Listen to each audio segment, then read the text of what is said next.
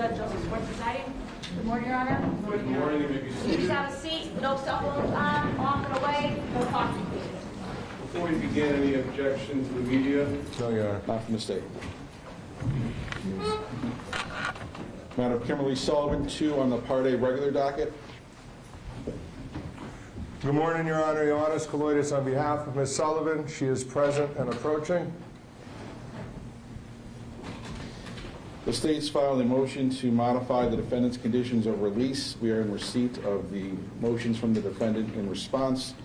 I would like to point out for the record that Connecticut Practice Book Section 3813, 3814, and Connecticut General Statutes 5469 and 5469B, and the relevant case law from those statutes, gives this court the authority to modify conditions of release at any time. I disagree with the defense. There has to be a change in circumstances, and the court always has authority.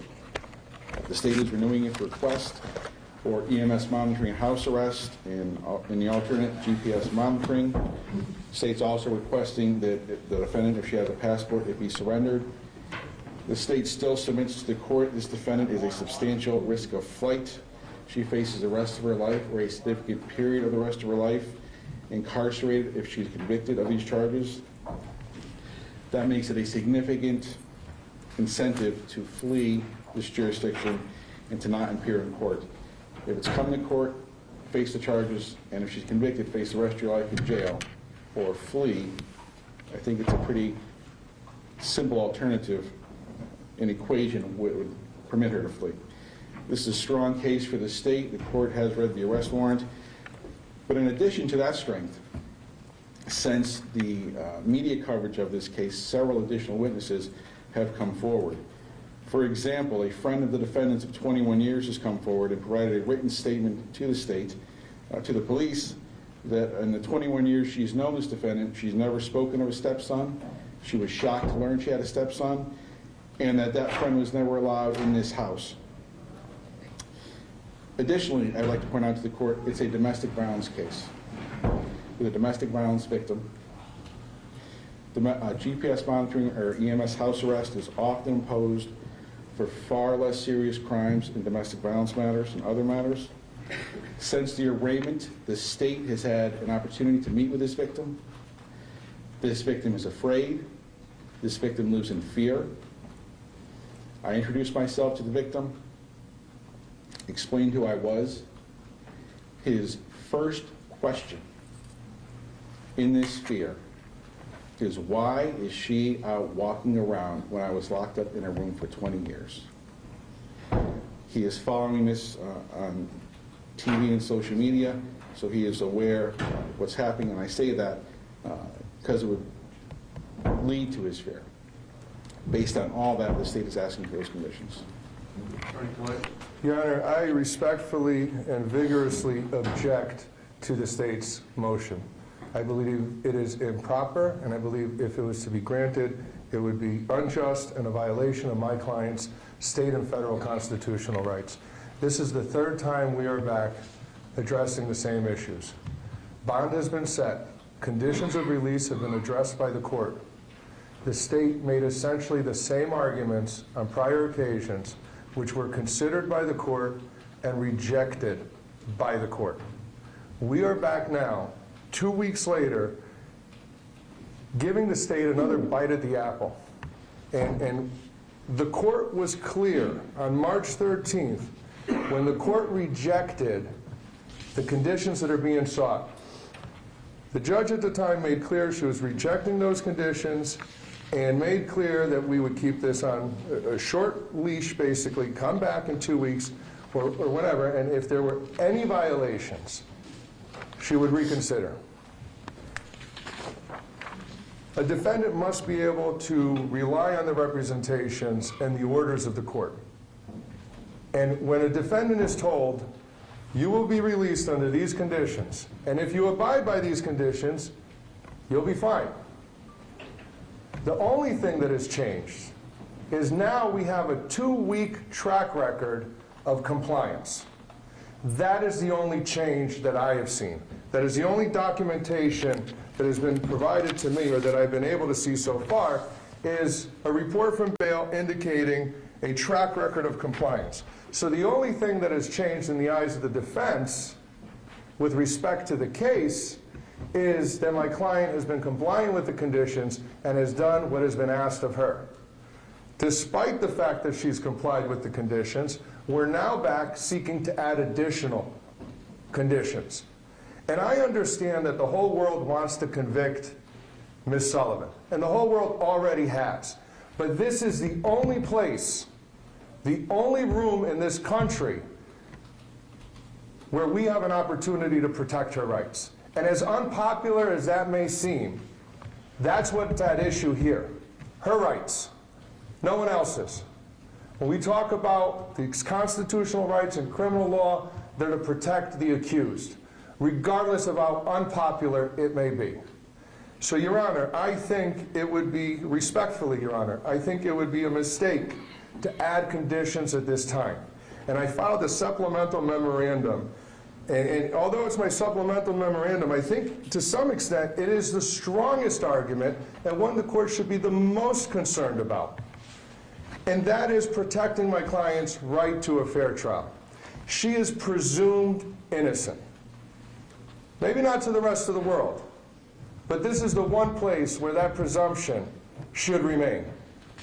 And by adding conditions, the court is sending a message that she has done something wrong, or the court feels that she has done something wrong, or the court feels that something has changed to increase the conditions of release, increase her monitoring, when none of that has occurred. So by granting the state's motion, a message is sent to the world that the presumption of innocence means nothing. And that cannot happen, Your Honor. And the presumption of innocence is tied to bail. I cited the Troconis case, which cites a U.S. Supreme Court case, which talks about the importance and how the presumption of innocence ties into bail. The whole world is watching, and if we add additional conditions now, we are sending a message that she has done something wrong, or that the court believes she has done something wrong. I, as her attorney, stand by her. She is presumed innocent, as unpopular as that may be. Now, getting back to my original arguments in this, Your Honor, the court on Wednesday referenced the Ayala case. And I looked at the Ayala case, and this is distinguishable.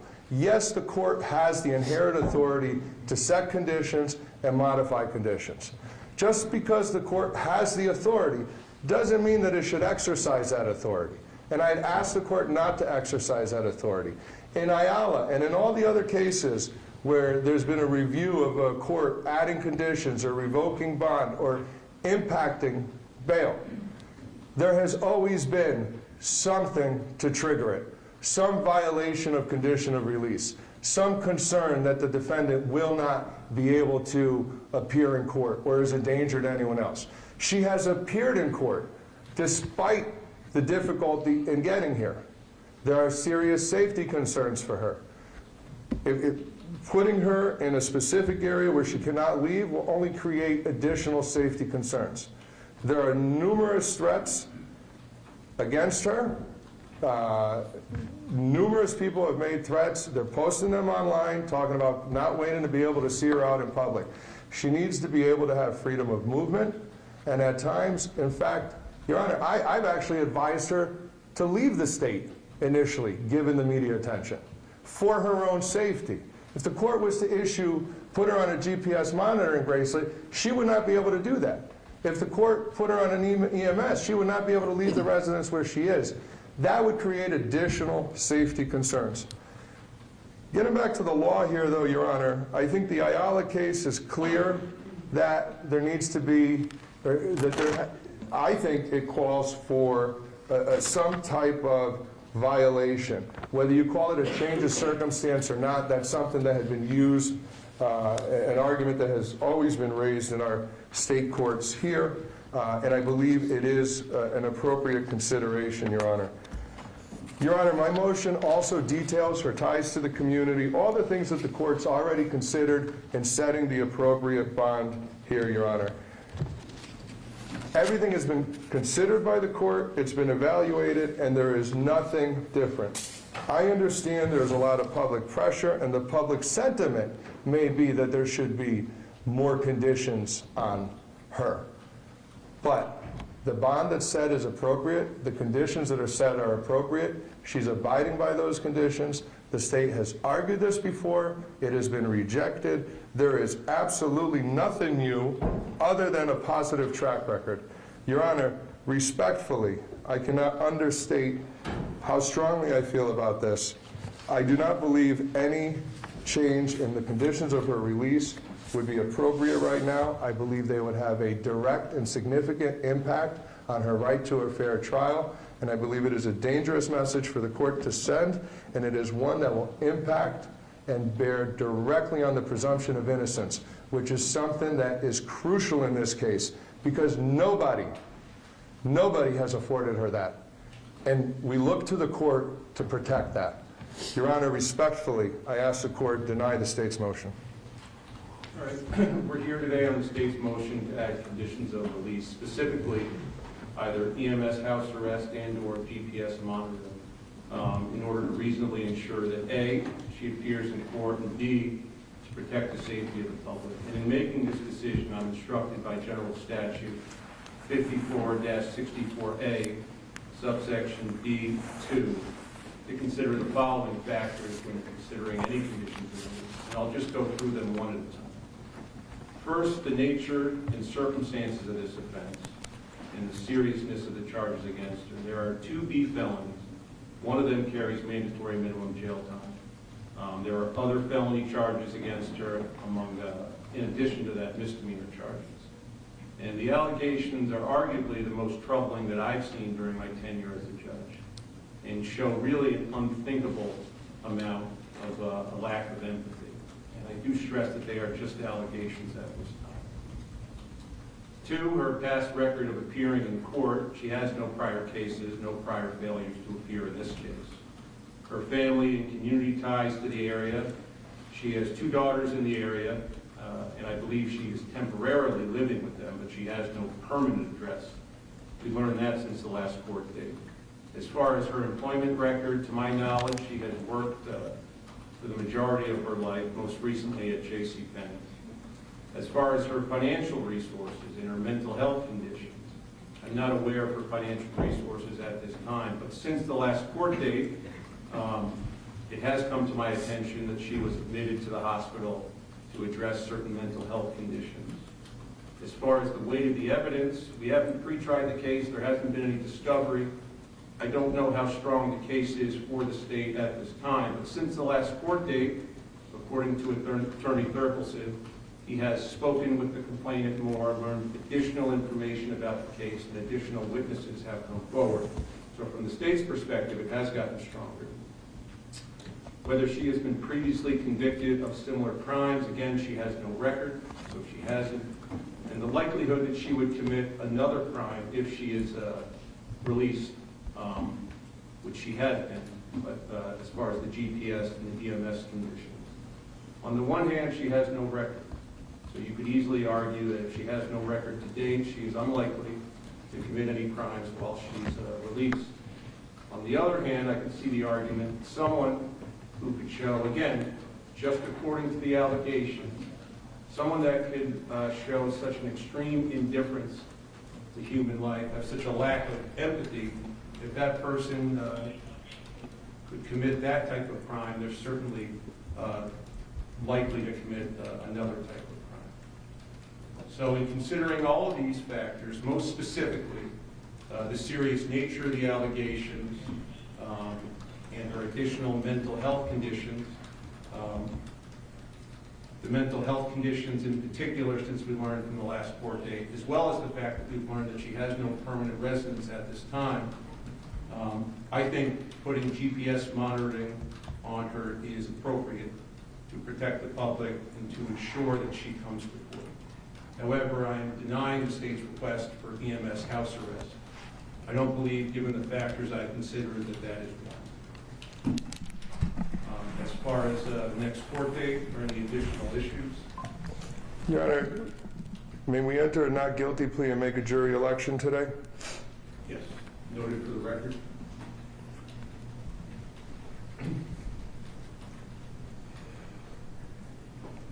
With respect to a next date, Your Honor, is April 29th acceptable? Steve would ask for a shorter date. What date in particular? I would like 3 weeks, one to monitor compliance, two to update the court on discovery process. You want to say April 15th, I'm away that week, Your Honor. 22nd?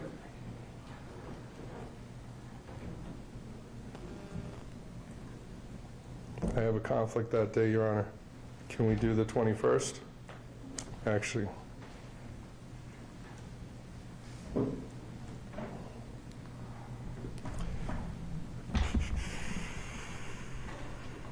Actually, Your Honor, we'll make the 22nd work. I can juggle that. And I'll leave you with this. I agree with your attorney. These are just allegations. You are not guilty. You have the presumption of innocence. You will get a fair trial. The reason I put GPS monitoring on you has nothing to do with you being guilty. It shouldn't be interpreted that way. We'll get discovery. The state will dig in. April 20th. And we'll recess for the next one. All right. Walk with me.